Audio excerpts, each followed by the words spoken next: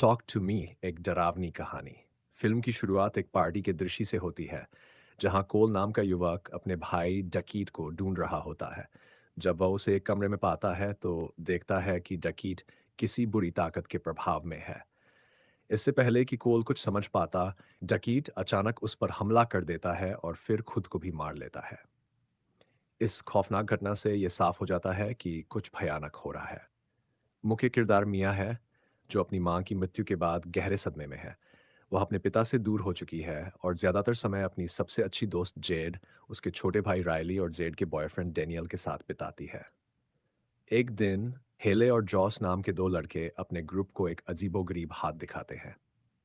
यह एक रहस्यमयी हाथ है जिसके बारे में कहा जाता है कि अगर कोई इसे पकड़कर टॉक टू मी कहे तो उसे एक आत्मा दिखाई देती है, और अगर वह कहे आई लेट यू इन तो आत्मा उसके शरीर में प्रवेश कर सकती है।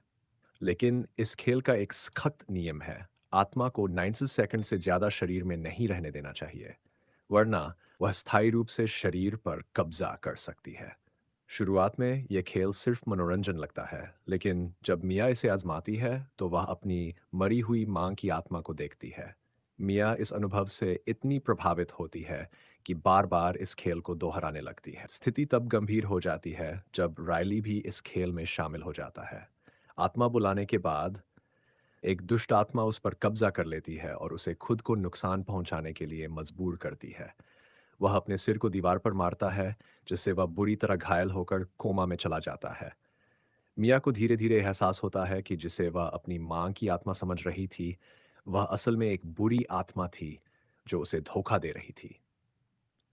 अब मिया को भयानक दृश्य दिखने लगते हैं और वह वास्तविकता और भ्रम के बीच फंस जाती है। आत्मा मिया को यह यकीन दिला देती है कि रायली की जान बचाने का एकमात्र तरीका उसे मार देना है। अपने भ्रम में मिया उसे नुकसान पहुंचाने की कोशिश करती है, लेकिन जेड और उसका परिवार समय रहते उसे रोक लेते हैं।